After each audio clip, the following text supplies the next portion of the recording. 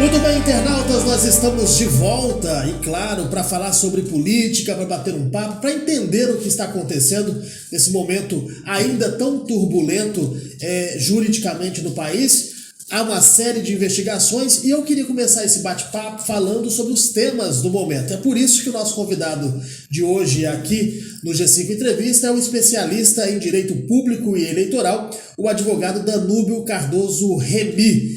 Ele sabe tudo sobre lei eleitoral, está por dentro de tudo que está acontecendo no país. Seja bem-vindo aqui ao G5 Entrevista pela segunda vez, né, doutor? Uma satisfação, Rafael, G5 News. A gente está aí para entender um pouco de tudo, né? Um pouco do tudo. A verdade é que a legislação eleitoral ela passa por uma dinâmica, por um processo de modificação. A gente já teve a oportunidade de estar aqui podendo falar que a cada processo eleitoral nós temos uma mudança substancial nas normas eleitorais que vem a cada dia apresentando uma nova dinâmica a cada eleição. Agora, doutor, muda muito, né? A gente está vendo mudanças em cima de mudanças e muitas vezes a população não consegue entender o que está acontecendo. Neste momento, por exemplo, há um debate muito grande, principalmente vindo de Brasília, em relação à cassação do ex-procurador da Lava Jato, que foi eleito pelo Paraná com mais de 300 mil votos, o Deltan Dallagnol. Ele foi cassado por unanimidade pelo TSE. O TSE entendeu que ele deixou a promotoria antes de um processo de investigação interna como uma forma de burlar a lei e conseguir ser candidato. Até porque se ele fosse punido, ele não poderia ser, ele ficaria inelegível. Eu gostaria que o senhor falasse um pouquinho dessa conjuntura e por que isso causou a cassação do deputado. Ele foi enquadrado na lei da ficha limpa. A lei 64/90, alterada pela 101/2020, ela deixa muito claro as regras que nós temos para que enquadra a lei da ficha limpa. E um dos casos é quando a pessoa sofre processo administrativo ou está na iminência de sofrer processo administrativo. Isso também funciona quando a pessoa está no Congresso. A pessoa vai sofrer uma cassação, veja bem, aí ela renuncia para se candidatar no próximo pleito, isso torna a pessoa inelegível. Então, o próprio Deltan, tendo conhecimento da lei, sendo ele um ex-fiscal da legislação eleitoral, ele sabe que ele não poderia ter feito essa manobra jurídica para poder alcançar o instituto da elegibilidade. Então, para você ser candidato no Brasil, você tem que preencher todos os requisitos do artigo 14 da Constituição Federal, entre eles está elegível e não incorrer em nenhuma situação de inegibilidade. O Ministério Público, atempadamente, dentro do processo político eleitoral das eleições de 2022, impetrou ação de impugnação do registro de candidatura, que foi agora julgado em última instância pelo TSE, de forma normal, e cassou o mandato dele por unanimidade, porque é como se, desculpa a expressão, é um batom na cueca, a pessoa deixar o mandato, deixar o cargo público, que está sofrendo um processo administrativo para se candidatar. Independente do contraditório, da ampla defesa, né? Porque quando ele deixou o processo administrativo que ele estava sofrendo, ele teve a perda do objeto, porque o processo administrativo levaria ele ao quê? Levaria ele à absolvição, né? Ou então a perda do cargo. Então, mas aí nesse caso, doutor, vamos colocar o seguinte: a gente não sabe qual seria o final dessa investigação interna dentro do Ministério Público por essas irregularidades que ele teria cometido. Não há aí, quando há no STF, se eu me corrijo se estiver errado, um empate técnico, por exemplo, um empate entre os ministros ali nos votos, presume que a pessoa é inocente, acaba-se que se ela está presa, ela é liberada, ela é solta. No caso do Deltan, não houve julgamento, não houve condenação. Como ele foi cassado só por fato de tentar burlar, é isso? A lei é isso? Exatamente, não é tentar burlar a lei eleitoral. Ele foi cassado porque ele burlou a lei eleitoral e tentar burlar o processo administrativo. Então você tem o direito, ele é formado por princípios, e um dos principais princípios que você tem é o da segurança jurídica. Evidentemente que no processo administrativo que ele estava sofrendo, ele tinha direito à ampla defesa e o contraditório. Se a administração pública não conseguiu concluir o processo porque ele utilizou de um instrumento da renúncia do cargo, que era o objeto final da ação, né, administrativa que ele estava sofrendo, naquele percurso ele tinha que ter sido concluído o julgamento. Por quê? Porque se ele fosse julgado, ele seria inocentado, e aí, nesse caso, ele poderia ser inocentado, aí ele estaria elegível, né?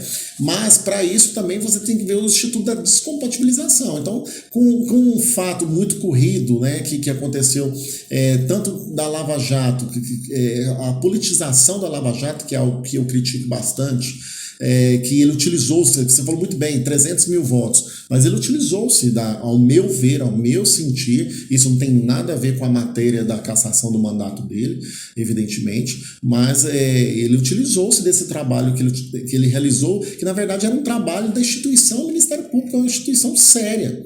Não era um trabalho pessoal, personalíssimo dele. Você já assistiu uma entrevista dele num programa da Rede Globo de televisão, ele lá pedindo para a população, para os convidados, para as pessoas que estavam ali, para a plateia, levantar a mão quem concordava ou não com a Lava Jato. Ou seja, isso não é um papel do promotor de justiça. Certo? Então ele utilizou-se dessa máquina pública chamada Ministério Público, uma máquina poderosíssima, que ele tem o dever de defender os direitos difusos e coletivos, defender a população, o direito e a lei, para poder fazer uma promoção política. Não é a matéria da cassação dele. Ele sofreu um processo administrativo pela forma que conduziu o processo da Lava Jato, vazando informações sigilosas, triangulando processos com o juiz e quebrando toda uma ética, um funcionamento do direito. Esse processo administrativo, ele foi inocente, ele está certo, agora nós não podemos saber disso, mas a legislação ela prevê como segurança jurídica que aqueles que estão na iminência de sofrer condenação, eles não podem fazer essa manobra para poder se vincular. Esse tipo de manobra a gente vê muito na política, né? Quando um político está prestes a sofrer um processo de impeachment, por exemplo, como o caso do Collor, ele renuncia para evitar de perder os direitos políticos. Na próxima eleição ele pode disputar o cargo novamente e talvez ser reeleito. Então, vamos colocando na política, a manobra do Deltan foi mais ou menos parecida com essa que eu estou citando aqui agora. O mecanismo é o mesmo e o que muda na Lei 64/90, na Lei da Ficha Limpa, é tão somente o inciso, que no caso, na iminência do processo administrativo. Poderia ser na iminência do processo de cassação política ou de outra situação. Então, o mecanismo utilizado por ele é o mesmo das cassações do político. Se o político pode, por que não pode no processo administrativo? Então a aplicação ela é muito objetiva, é muito real, tanto é que ele foi julgado por quantos juízes? 7 juízes e uma ação que começou pelo próprio Ministério Público, né, que é o fiscal da lei. Então eu vejo ali a aplicação da lei como ela deveria ser mesmo, independente de quem quer que seja. Logicamente que a gente sente o efeito trágico da quebra do sufrágio, né? Fala, nossa, a pessoa teve 300 mil votos, essa vontade do eleitor não vai se concretizar por causa disso, né, que parece ser tão pequeno, né, mas a lei deve servir para todos, independente se teve 300 mil votos, se teve 30 mil votos, independente se era um processo administrativo do Ministério Público ou se era um processo administrativo da Comurg, por exemplo. O senhor falou até essa questão de ser algo tão pequeno, aí eu já vou entrar no outro assunto que nem era pauta aqui, mas já que a gente estava nesse bate-papo, que é interessante a gente olhar por um outro ângulo, principalmente jurídico, para que a população possa entender. O cartão de vacina do ex-presidente Jair Bolsonaro. Eu vejo muito nas redes sociais as pessoas argumentando o seguinte: nossa, mas estão querendo prender o presidente, estão querendo punir o presidente porque ele não tomou vacina e foi registrado no cartão de vacina que ele havia tomado. Não é esse o ponto, né? O ponto é a falsificação de um documento oficial por alguém que presidia a nação. E aí as pessoas minimizam isso como se não tomar vacina fosse um crime. Não é isso que ele está sendo responsabilizado, não é isso? Sim, a lei ela funciona para todos. Então você tem que começar a analisar por aí. Segundo, que essas ações estão acontecendo não é com o Jair Messias Bolsonaro. Essa questão de falsificação de vacina, nós tivemos operação iguais esses dias aí, muito forte, e envolve outras pessoas também. Coincidentemente, chegou-se a vacina, ao cartão de vacina do Jair Messias Bolsonaro e da família dele, que precisava da vacinação para poder entrar nos Estados Unidos, para poder viajar. E ele estava com incoerência entre o discurso e a prática. E aí nós vislumbramos, verificamos, quando eu falo nós, o Estado brasileiro está de frente com as informações de um possível crime, né? Que passa a ser realizado de forma grave por quem deveria prestar informação e quem deveria trazer a informação. O que acontece se o senhor é advogado? O que acontece se o senhor entregar um documento falsificado em defesa de um réu, por exemplo? São vários os crimes que podem incorrer ali, né? Ali a falsificação de documento público é um crime punível, em detenção. Vai ser preso? Não acredito, mas eu acredito que dali uma situação leva a outra. E ali você pode verificar, tem que ter quase uma formação de quadrilha também, porque você tem um médico, você tem uma enfermeira, você tem um ajudante de ordem que auxiliou. O cara vai ser preso, mas tem gente presa por causa disso. Tem uma preparação. Eu acredito que as pessoas que possam estar presas devem ser medidas cautelares para poder concluir a investigação. Eu vejo mais por esse sentido, né? Não que a pessoa foi condenada... Ou foi presa basicamente por isso. Porque você chega ali numa pena de 2 a 4 anos restritiva de direito para esse tipo de crime de falsificação de documento público. Na verdade, isso vai lá pintar uma calçada depois, se for condenado, tá tudo certo, né? Vai ter uns apoios lá no... Bom, a gente está falando do presidente, já vou entrar nesse assunto aqui também, que é um assunto que é do momento e isso vai refletir nas eleições e no comportamento da sociedade, mais uma vez, principalmente nesse processo do ano que vem. As fake news. Nós estamos discutindo o PL das fake news. Nós tivemos uma eleição muito intensa, com um combate muito grande na tentativa de limitar notícias falsas. Juridicamente, o Estado brasileiro aprendeu a lidar com isso ou ainda estamos aprendendo? Rafael, o Estado brasileiro está se preparando juridicamente, tecnicamente, para lidar com isso. Prova disso é o projeto de lei e a tentativa da regulamentação da internet, que eu acho que ela é óbvia que ela deve acontecer. Quando o ministro da Justiça fala que precisa tutelar a rede de comunicação, isso é uma verdade absoluta, porque assim, qual é a lógica de você colocar as informações, a cultura do país na mão de 2 empresas multinacionais sem que você tenha nenhum instrumento para poder regulamentar? Você pega uma padaria, um açougue, um prédio, um veículo de comunicação, uma televisão, uma rádio. Tudo nesse país é regulamentado, está no Estado democrático de direito. Então, assim, você regulamentar não é você tirar a liberdade, é você criar critérios e principalmente para que você possa investigar. Hoje nós estamos sofrendo porque é uma questão da inovação e utilizaram-se muito a política da fake news, e quando eu falo isso, eu sempre falo dos 2 lados, não tem lado de direita, lado de esquerda, mas utilizaram-se para o mal. E isso tem utilizado para outros efeitos, para tráfico de drogas, para tráfico internacional de mulheres, principalmente para questões de pornografia infantil e outras situações. Então, se você não regulamentar a utilização da internet, nós não vamos conseguir acabar com o instrumento da fake news. Então, o primeiro instrumento que tem que ser feito é essa regulamentação que vai ser feita no Brasil. É uma solicitação do STF, porque quando o legislador não legisla, você traz para o judiciário para que ele possa tutelar. E o judiciário ele não tem esse papel primário de poder legislar, né? Ele pode até legislar, mas ele não tem esse papel de fazer a legislação. Então, eu acho que é o primeiro passo. Segundo ponto, a gente entrou na calmaria, né, a partir desse ano, que é essa questão de fake news. Essas coisas elas estão diminuindo e a população tem cada vez mais se conscientizado e buscado a informação, como principalmente de verificação da fonte de informação, né, da credibilidade. Então hoje, esse grande conteúdo, esse lixo eletrônico que é despejado dentro das redes de comunicação social, ela tem sido verificado com outros olhos por parte da própria população, que tem descartado e jogado na lixeira como se não produzisse uma verdade real. Ou seja, a própria notícia falsa por si só ela tem se destruído por uma notícia verdadeira. Então, exatamente isso. A própria PL, que é para combater as fake news, é vítima de fake news. Inclusive, nós tivemos... Não é verdade?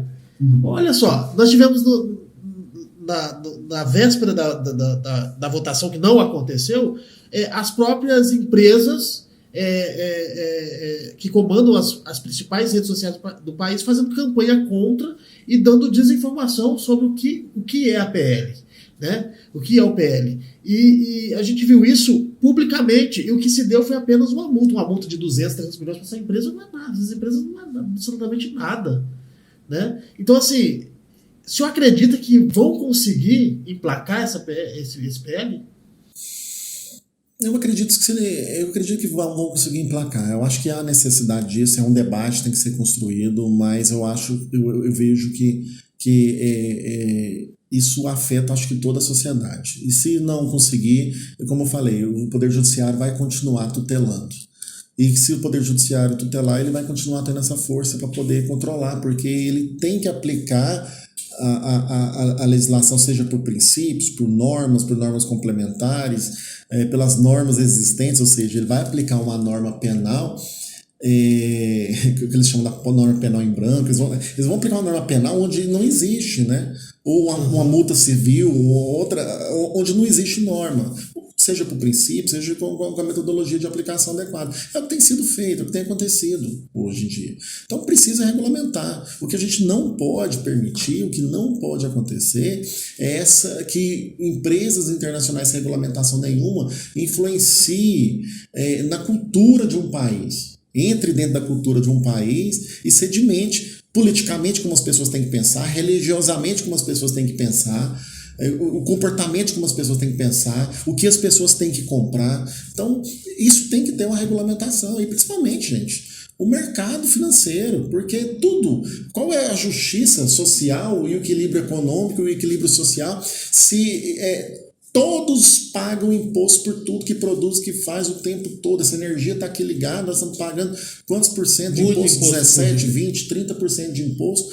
E aí você tem um meio de comunicação ali que você está na rede social, não paga nenhum tipo de imposto para poder prestar serviço e está arrecadando por isso. Então, ou seja, a gente vai desequilibrar. Você não precisa de Estado. Qual que é a função do Estado? Qual que é o papel do Estado nesse momento? É exatamente de Estado regulamentador. Então, acima dessas ideologias que se criaram, e agora com a saída do Deltan, o Partido Liberal está chegando a 100 deputados, ou seja, quase 25% do Congresso. E quando você fala de voto de bancada, e com essa dificuldade que nós estamos tendo, existe essa dificuldade, mas eu espero que haja consciência política, consciência geral da sociedade, para que a gente possa contemporizar o que precisa ser feito. Até porque se o Congresso não fizer a parte dele, o STF vai ter que fazer, vai ter que agir de alguma forma. Por exemplo, teve o caso do Telegram, que foi suspenso, agora está apontando que vão colaborar com a justiça, colaborar com o controle das fake news, mas só na palavra é difícil. Exatamente, olha a palavra que você está usando, Rafael. Eles estão falando que vão colaborar, eles não têm que colaborar, eles precisam cumprir, prestar informação. Eles foram suspensos porque eles não prestaram informações para uma quadrilha de tráfico de drogas e tráfico de armas, entendeu? De uma operação que tratava desse assunto. Uma juíza de primeiro grau solicitou o Telegram, simplesmente não prestaram. E ela não tinha regulamento próprio, nenhum instrumento que ela pudesse determinar, ir lá e buscar essa informação. E aí fica todo o aparato policial, toda a polícia parando, esperando a informação, vai lá, prende um braço da quadrilha, pega o Telegram, tá vendo que existe outra pessoa do outro lado da linha lá, recebendo informação, comprometendo de entregar droga, e aí vem o Telegram falando assim para juiz: olha, nossa política não permite encaminhar a informação necessária, porque não existe uma regulamentação que a senhora possa me determinar a te passar essa informação, e eu não tenho nenhuma multa, eu não posso ser presa, eu não posso nada. Então, assim, aí vem a justiça, ela coloca, então tá bom, vem uma multa aqui de R$1 milhão, para cada dia que você demorar a me dar, vai aumentando para até chegar a 300 milhões. Para que ela possa entender isso. E qual que é a dificuldade? Qual que é a dificuldade? Assim, o porquê não passar as informações?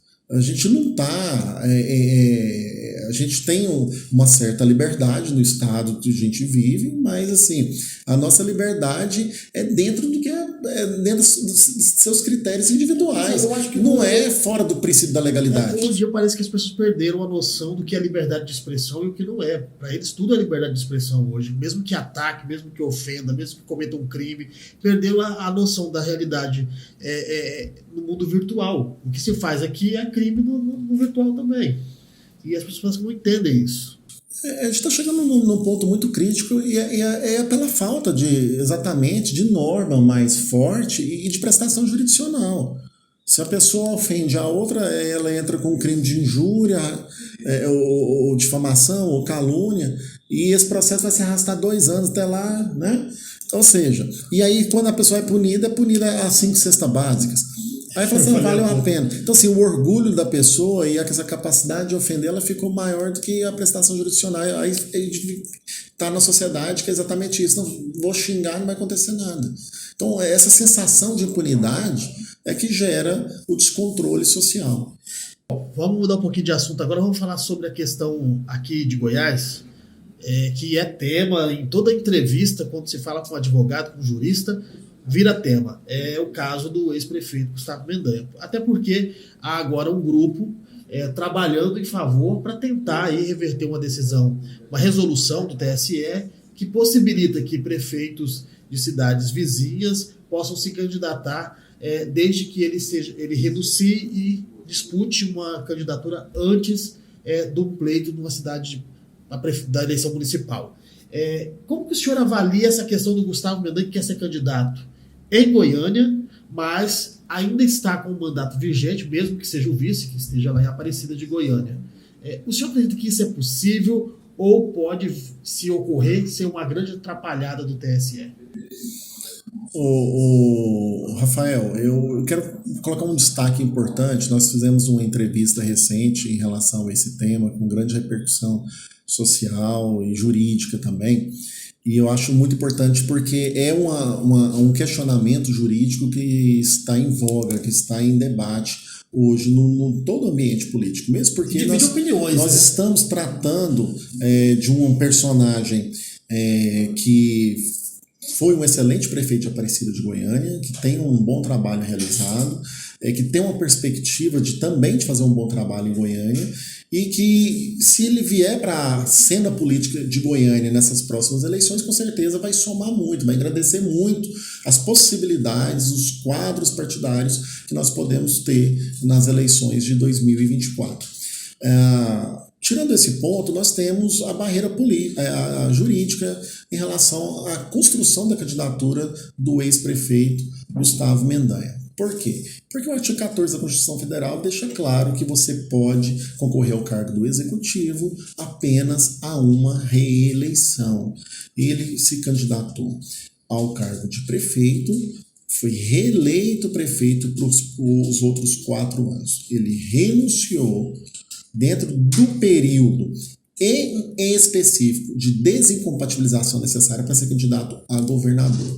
Ou seja, ele concorreu a esses 2 cargos. Qual que é a pendência? Domicílio eleitoral, pela legislação eleitoral, ele pode transferir o domicílio eleitoral, porque até então ele é eleitor de Aparecida de Goiânia. Sim. Tem que deixar isso muito claro. Então, ele pode transferir nos 6 meses. E nós temos conhecimento também, né? Aqui, Aparecida e Goiânia são cidades, não é mãe, filha e nem irmãs, é uma cidade só. Nós atravessar a rua aqui, nós estamos em Aparecida de Goiânia. A grande questão é que são cidades limítrofes. Eu tenho sempre questionado e colocado isso na mesa, porque a jurisprudência e o entendimento, a lei ela não fala, olha, não pode se candidatar em outra cidade. Não. Mas a jurisprudência, hoje, dominante, ela vem falando, e as consultas do TSE, que tem caráter normativo, vem falando, cidades circunvizinhas não pode se candidatar. Agora, esse quadro, que é o mais importante, que eu abro um parênteses, pode mudar? Pode, evidentemente. A justiça eleitoral, como eu falei, ela é dinâmica, ela não é estática. Isso não é uma cláusula pétrea, não é uma cláusula que está na Constituição Federal, de que a pessoa se candidatou à reeleição, não pode se candidatar ao 3º mandato em outra cidade. Isso não está na Constituição. Essa dinâmica, através de uma consulta, de um novo entendimento da justiça eleitoral, que pelas informações da imprensa, o ex-prefeito vai buscar suporte jurídico em Brasília para poder mudar esse entendimento, ter segurança se ele pode entrar no quadro partidário, ele tem tempo suficiente para isso sim. O partido político pode provocar uma consulta ou ele pode fazer uma construção diferente. O que eu não faria é arriscar uma candidatura dentro da própria da legislação existente hoje, certo? Seria garantido com uma orientação do TSE. Exatamente. Tem que ter segurança mesmo, porque assim, se trata de Goiânia, se trata de uma construção de uma candidatura para mais de 600 mil, 700 mil eleitores praticamente. Mas mesmo ele deixando a prefeitura de Aparecida para disputar um cargo estadual, que foi o governo do estado, ter disputado uma eleição nesse meio tempo, e agora querer disputar em Goiânia, isso não daria mais uma chance para ele conseguir isso junto ao TSE, alegando isso? Olha, eu saí não para disputar Goiânia, eu saí para disputar o governo do estado, eu disputei uma eleição, eu não fui eleito, portanto, agora eu vou disputar uma nova eleição municipal. Só acredito que mesmo assim ainda é difícil ele conseguir essa construção que ele está fazendo, eu não acredito que muda o cenário eleitoral, né? Pode ser que venha mudar, mas eu não acredito. Por quê? O que ele está tentando criar uma tese? Olha, eu renunciei o mandato. Independente de disputar, eu renunciei o meu mandato. Mas ele não foi para disputar a prefeitura de Goiânia. Mas por si só, isso ele não poderia também, porque ele já foi reeleito. Não foi, mas aí depois que eu renunciei o meu mandato, porque na verdade ele não renunciou para disputar o cargo de governador. Quando você faz uma renúncia, você está dentro de um quadro eleitoral, certo? Ele tinha que passar pelas convenções, ele tinha que ver se a candidatura dele de governador ia ser deferida. Ele foi fazer pré-campanha. Então, assim, ele renunciou, ele simplesmente renunciou o mandato. Não tem assim, estou renunciando o mandato para ser candidato a governador. Ele renunciou, consequentemente, ele foi candidato a governador. Ele está renunciando e, consequentemente, ele é candidato a prefeito de Goiânia. Então, assim, eu não vejo o que mudaria nessa construção jurídica que está falando. Talvez exista uma luz no fim do túnel, desejo que tenha, como eu falei, enriquece muito o quadro político de Goiânia, que está precisando muito, viu? Precisando muito de pessoas como Gustavo Mendanha em Goiânia. Eu quero deixar isso muito claro. Goiânia está precisando de políticos como Gustavo Mendanha. Nós não temos dúvida em relação a isso. E a gente vai ter que acompanhar isso, porque ainda há muita água para rolar debaixo dessa ponte aí. Eu acho que há tempo, né? Eu acho que há tempo. Agora, o que é importante a gente entender? Nós estamos no mês de maio e as regras eleitorais elas têm que estar estabelecidas um ano antes. Então, se tiver uma mudança de legislação, qualquer mudança de comportamento, então, tem que respeitar o princípio da anualidade. A eleição é no dia 6 de outubro de 2024. Então, até 6 de outubro de 2023, nós temos que estar com essa regra estabelecida. Ele tem que resolver essa situação. Ele tem que estar com essa situação resolvida. Até mesmo para ele poder vencer as eleições, né? Porque ele vai resolver isso nas convenções. Doutor, a gente não está falando só do Gustavo Mendanha em si, porque se houver um parecer favorável do TSE para que ele possa ser candidato, nós estamos falando de candidatos do Brasil inteiro. Essa construção, eu sempre... Exatamente, porque é o seguinte, eu tiro essa construção do Gustavo Mendanha porque a justiça eleitoral, ela tem o poder consultivo, né, e o poder julgador, ou seja, de julgar os processos. Esse poder consultivo, ele não vai fazer consulta em casos concretos. E vai poder falar, a pergunta lá vai ser assim, o candidato A que se candidatou na eleição X, depois o mesmo candidato A se candidatou na eleição Y, renunciou, pode disputar a eleição Z em outro município. Então, assim, não vai ser sobre caso concreto. Não vai ser o Gustavo Mendanha, não vai ter autorização para o Gustavo Mendanha, certo? A decisão vai ser, olha, o TSE dá sinal verde para que candidatos possam disputar em municípios limítrofes. Aí nessas perguntas, eles podem colocar essa questão. Não, mas esse caso é diferente, porque ele renunciou ao mandato 2 anos antes, ele renunciou com outra motivação, porque não, essa tese ela é interessante. Por quê? Por que não pode se candidatar em cidade limítrofe? E vamos ver, sai uma pesquisa, evidentemente está muito cedo para falar de pesquisa, mas se a gente sair ali na rua, você vai ver o nome do Gustavo Mendanha como um dos favoritos para Goiânia. E saiu uma pesquisa semana passada, ele estava empatar tecnicamente com os 3 primeiros. Por quê? Porque ele foi candidato a governador e foi um excelente prefeito de Aparecida e venceu as eleições lá com mais de 80%, 90% dos votos. Isso é um fato. Agora, o terceiro mandato causa o abuso de poder político? Sim ou não? E o que eles estão falando é que não.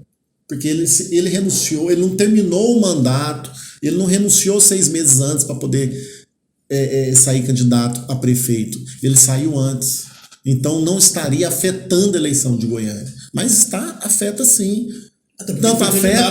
Tanto afeta que tanto é que foi candidato, tanto afeta que ele está na frente das pesquisas, tanto afeta que você anda em Aparecida, vê os canteiros com flores, anda em Goiânia hoje e olha a porcaria que está essa cidade hoje.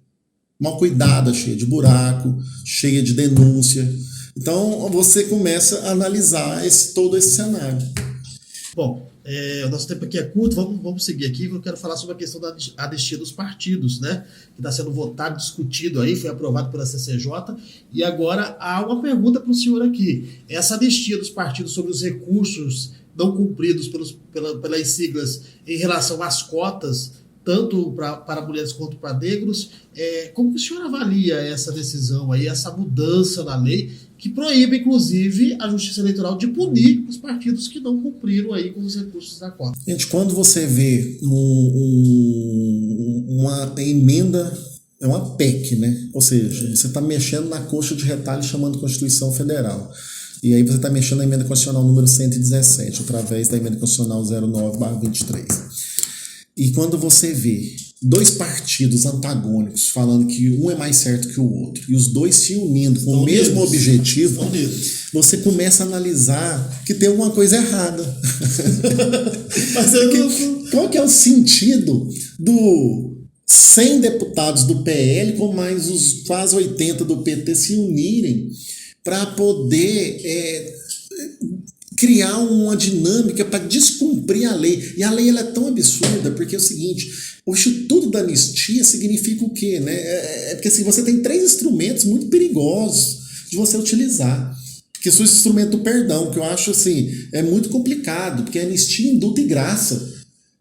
E aí você vê um presidente da República igual deu um indulto para um preso que teve que ser anulado agora. É um absurdo. Então assim, você está anistiando, você está perdoando os partidos políticos porque não cumpriu a lei que eles fizeram. Olha, eu fiz a lei... O dinheiro gastei com outra demanda...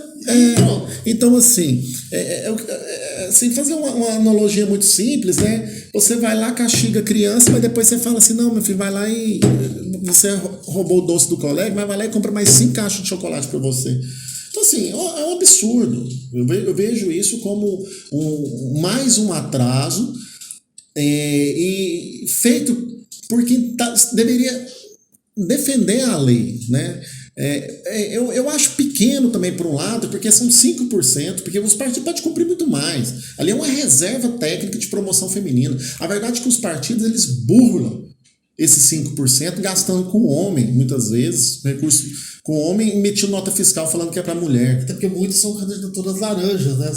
Sim. As candidaturas femininas. Sim. Então os partidos burlam isso. Mas a questão é que eles não cumpriram a lei. Então eles estão fazendo lei para eles mesmos. E eu vejo isso com muita preocupação. Porque além de cair no descrédito, você quebra essa dinâmica que eu falei da justiça eleitoral, do sistema eleitoral do país. Ou seja, você avança.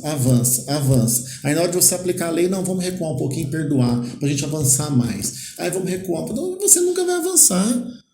Então assim, o correto, o adequado era que os partidos que não aplicar os 5% fossem punidos com o quê? Nos próximos repasses de recursos, eles tem o desconto desse valor que eles vão O aplicar. quanto que isso é prejudicial para a democracia e também para a participação das mulheres e dos negros na política, na avaliação do senhor? Eu acho que não prejudica nada em relação a isso também. Porque, como eu te falei assim, eu nunca vi. Eu fui advogado que participei da criação de 2 partidos em nível nacional. Eu fui advogado de vários partidos do estado de Goiás. E eu nunca vi um partido utilizar com decência, com técnica, e qualquer partido que seja, esse recurso, né? Você me citou um caso mais cedo, partidos que utilizaram até para fazer piscina. Sim. Ou seja, serem perdoados. Será que eles pegaram recursos que eram das mulheres, serem perdoados? Não dá para entender essa dinâmica. Mas o que eles deveriam fazer? Eles deveriam fazer promoção de política das mulheres e de negros. Eu não vejo fazer isso. Muitas vezes vai lá, faz um cartaz, faz uma cartilha, mas não tem aquela promoção, aquela dinâmica que você deveria fazer. E agora, quando você fala de 4 bilhões do fundo eleitoral e mais tantos bilhões do fundo partidário, 5%, você tem um significado. Agora, o que eu penso é que deveria gastar muito mais do que isso. Porque o partido ele pode e deve gastar mais do que isso. Não tem que ser uma reserva de 5%. Isso é uma reserva técnica. Ou seja, gente, é o mínimo que vocês têm que gastar. O que eles estão falando? Eu vou passar para vocês aqui R$100. Desses R$100 que eu estou te passando, 5%.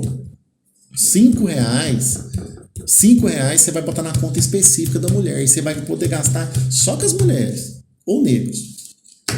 Assim, um absurdo. Ao contrário, dando um cheque branco agora, né? Não, agora o que aconteceu? Desde 2020 eles não gastaram, né? Aí veio a prestação de contas, eles têm que ser punidos, foram reprovadas as contas, aí estão anistiando, falando assim, você sabe que é dinheiro que você não gastou, que eu mandei você gastar, então você está perdoado, você não precisava, deixa pra lá, você podia ter gastado com outra coisa mesmo. Brasil, né? Não dá para falar outra coisa. Tem coisas que você fica perdido, porque lei serve para não ser cumprida muitas vezes no Brasil. Sim, e passa às vezes, Rafael, muitas outras leis que a gente nem tem essa dinâmica. É porque hoje a gente está no protagonismo muito forte dessa questão feminina e questão dos negros que estão falando. Eles estão achando absurdo porque estão sendo lesados, né?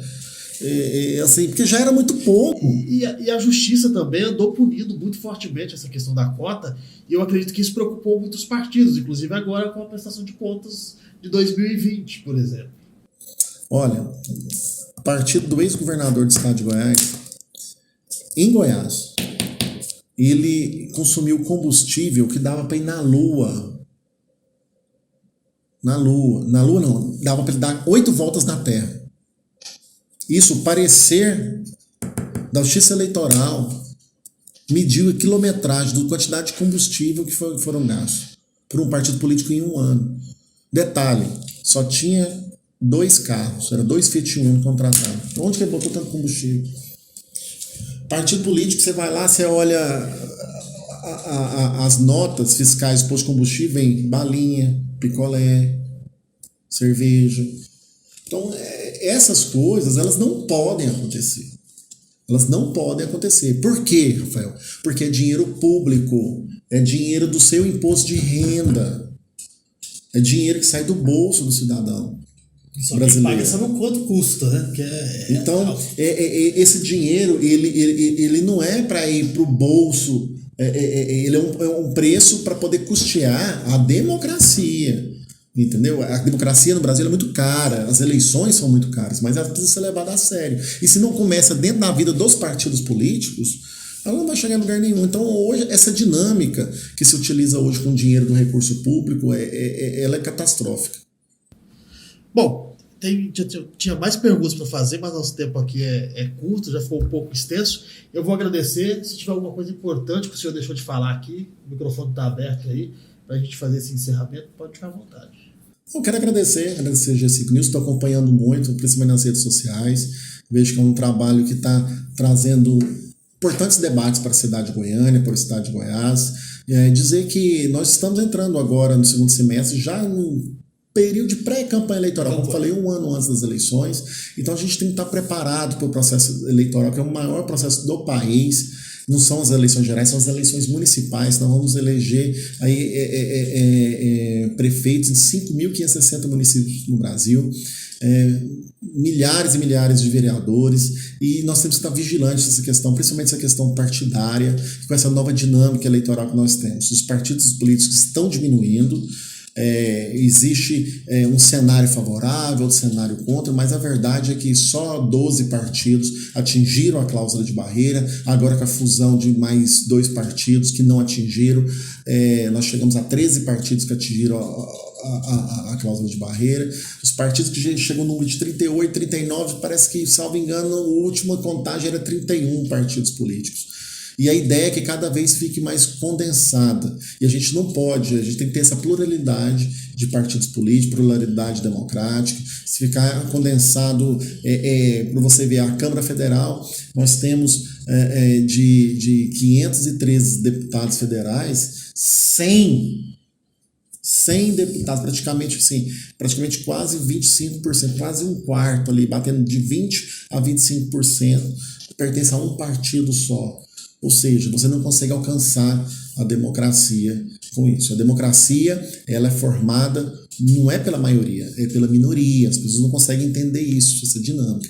Quando as pessoas entenderem que a democracia é instrumento da minoria, a gente consegue construir a sociedade mais justa e igualitária. Ao contrário, a gente vê os escândalos e as brigas de partidos que a gente está vendo, né, nacionalmente. Muito obrigado para você que nos acompanha também. Continue ligado nas redes sociais. Sempre acesse www.g5news.com.br, atualização para você de hora em hora, para você ficar bem informado. Até o nosso próximo encontro.